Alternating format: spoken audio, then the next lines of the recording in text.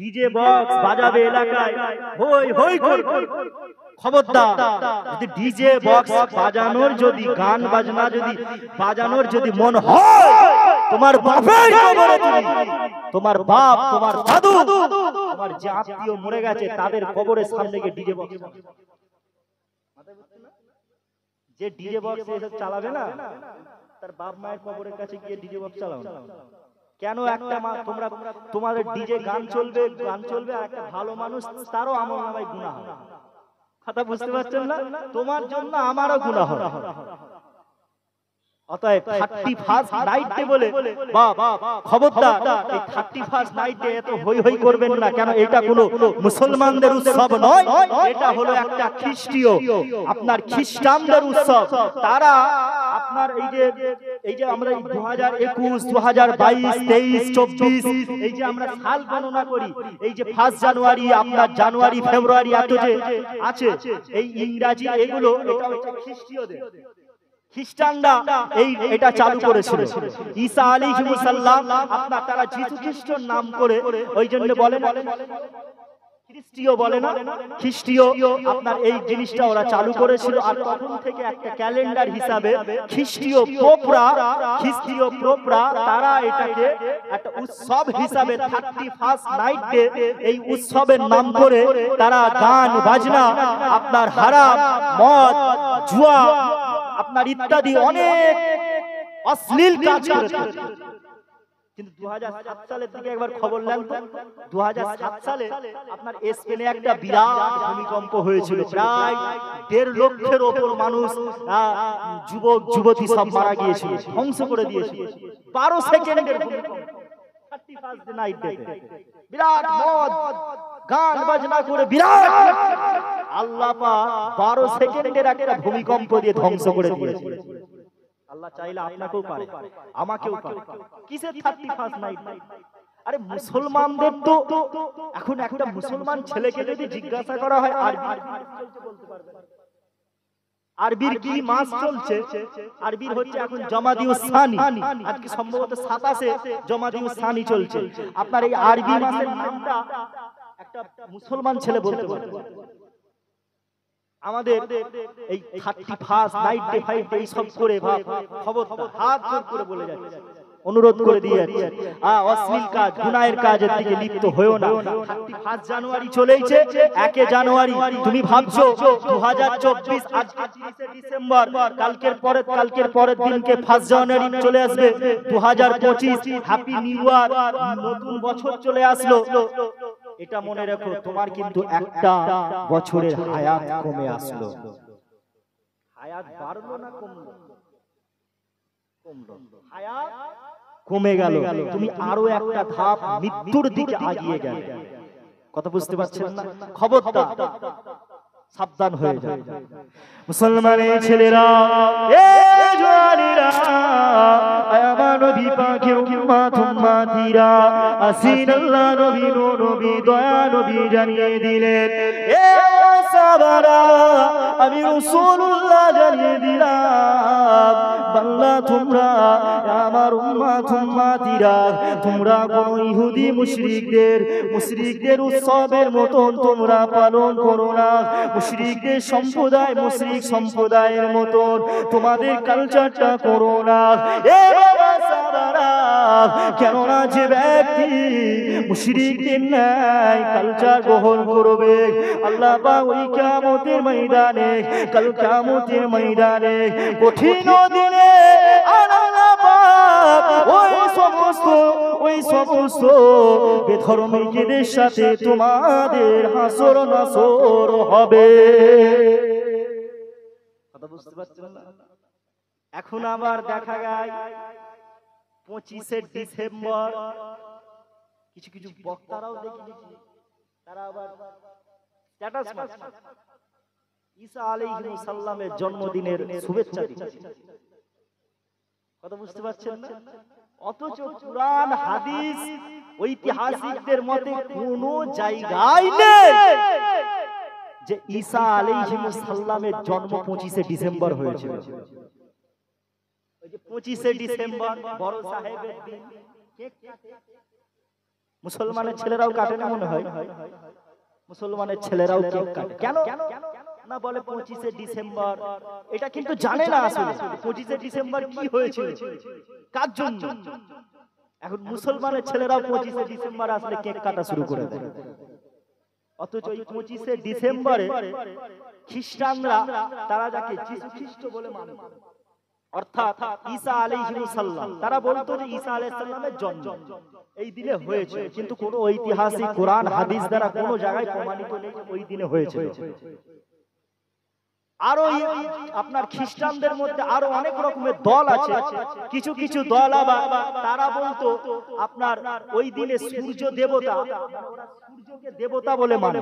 খ্রিস্টানদের মধ্যেই কিছু দল আছে যে 25শে ডিসেম্বরে কোনো একটা বছরে কোনো একটা দিন 25শে ডিসেম্বরে সূর্য পৃথিবীর থেকে অনেক দূরে চলে গিয়েছিল। ওই দিনটায় আপনার সেই সূর্যগ্রহণ হয় না, ওই রকম সূর্যগ্রহণ বলে না, সূর্য মানে আলো আসছে না সারাদিন, শুধু আপনার মেঘলা আকাশ হয় না অনেক সময়। তো ওরা ভেবেছিল সূর্যকে আপনার কেউ খেয়ে দিয়েছে বা সূর্য কোনো রাগ করেছে আমাদের ধর্মের মানুষের উপরে, এইরকম একটা ভেবে। আর 25শে ডিসেম্বর সূর্য আবার কাছাকাছি এসেছিল, আলো দিয়েছিল, ওই সূর্য দেবতা হিসাবে ওরা পুজো করে। ওই দিনটা একটা খুশি মানে। এরকম বহু ঐতিহাসিকদের মত আছে। মোটামুটি বোঝা গেল 25শে ডিসেম্বরটা কিসের? তাহলে খ্রিস্টান। কাদের? খ্রিস্টানদের। খবরদার, খ্রিস্টানদের ইহুদিদের কালচার তোমার আমার মুসলমান আমার ভেতরে আনলে হবে। আমরা মুসলমান, আমরা কি মুসলমান, আমাদের পরিচয় আমাদের পরিচয় শুধু মুসলমান হবে না, আমাদের কাজ কর্মে সব দিকেই আমাদের মুসলমানের পরিচয়টা দিতে হবে। শুধু নাম থাকলে হবে না, আলফাজ নাম থাকলে আব্দুল জলিল আব্দুল করিম নাম থাকলে হবে না। কথা বুঝতে পারছেন না? মুসলমানের ছেলেরা, এ রাজওয়ারিরা, আমার নবী পাকের উম্মত উম্মতিরা আসিন আল্লাহ নবীকে মুহাব্বত করে, ভালোবাসে, প্রিয়া করেন। কারণ আল্লাহ নবী জানিয়ে দিলেন, এ আমার উম্মত উম্মতিরা, আমি রাসূলুল্লাহ জানিয়ে দিলাম, তোমরা আল্লাহকে বেশি বেশি করে ভয় করো, জাহান্নামের কথা বেশি বেশি করে খেয়াল করো, দুনিয়াকে প্রাধান্য দিও না। বাবা সাহাবারা শুনে রাখো, দুনিয়াটা আসল জিন্দেগি নয়। এ যুবকেরা, আপনারা তরুণেরা, এমন করে আল্লাহ নবী জানিয়ে দিলেন, এ আমার সাহাবারা, আমি রাসূলুল্লাহ জানিয়ে দিলাম, দুনিয়াটা আসল জিন্দেগি নয়। আজ আছো, এখনই বেঁচে আছো, এক সেকেন্ড বেঁচে থাকবে এরও কোনো গ্যারান্টি নাই। আমি আলফাজ ওয়াজ করতেছি, এক সেকেন্ড কথা বলতে পারবো এরও কোনো গ্যারান্টি নাই। এ যুবকেরা, আপনারা তরুণেরা, ও আমার পানিয়ারা, ও আমার পানিয়ারা, হাওড়া জেলার আমার দাদা পীরের মুরিদেরা, শোনো, আল্লাহকে ভয় করো। কেন আল্লাহ পাক কোরআন পাকের মধ্যে জানিয়ে দিলেন, ইয়া আইয়ুহাল্লাযীনা আমানু তাকুল্লাহা হাক্কা তুকাতিহি ওয়া লা তামুতুন্না ইল্লা ওয়া আনতুম মুসলিমুন। এ আমার বান্দারে, এই বান্দারিরা, তোমরা বেশি বেশি করে আল্লাহকে ভয় করো, তেমনটা ভয় করো যেমনটা ভয় করার উচিত। শুধু আল্লাহ পাককে বললে হবে না, আমি আল্লাহকে ভয় করি, আমি জাহান্নামকে ভয় করি। এখানে অনেক মানুষ আছে যারা বলে জাহান্নামের আযাব বড় কঠিন, জাহান্নামে আমরা থাকতে পারবো না। এ যুবকেরা, আপনারা তরুণেরা, এমন করে জাহান্নামকে আমি ভয় করি, কিন্তু না না না না, এটা মৌখিক হয়ে গেল। প্র্যাকটিক্যালে আপনি সেই জাহান্নামে না যাওয়ার জন্য আপনি আমি কি আমল করতে পেরেছি, এটা দিকে লক্ষ্য করো। কেননা কোনো মানুষ আর মাংস দিয়ে, টাকা দিয়ে, ধন সম্পদ দিয়ে জান্নাতে যেতে পারবে না।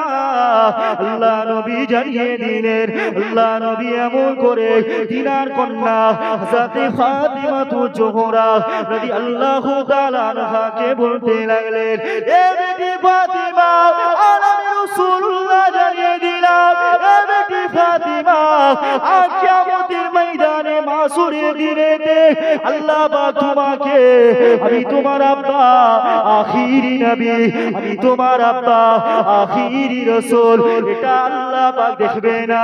ও বেটি ফাতিমা, কিয়ামতের ময়দানে আল্লাহ পাক কুরাইশ বংশ বলে তোমাকে নাজা দিয়ে দেবে না।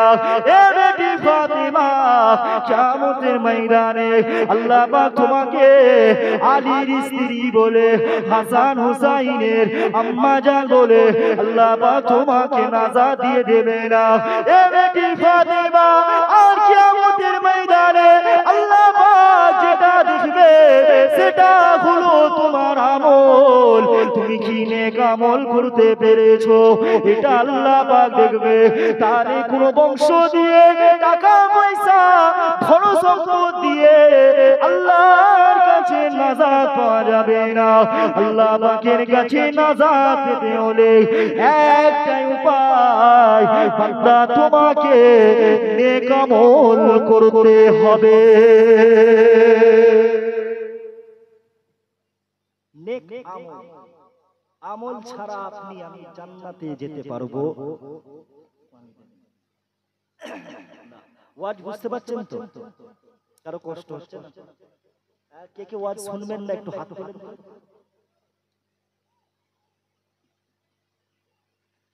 গরম গরম পানি নেই, থাক থাক,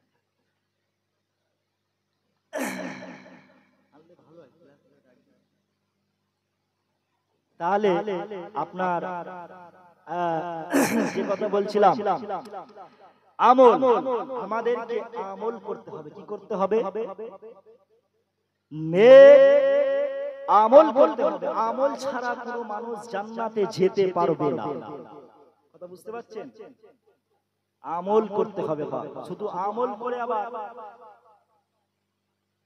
যে ভালো কাজ সারা জীবন করব আর সেই ভালো কাজ করেই জান্নাত পাবো, এটাও নয়।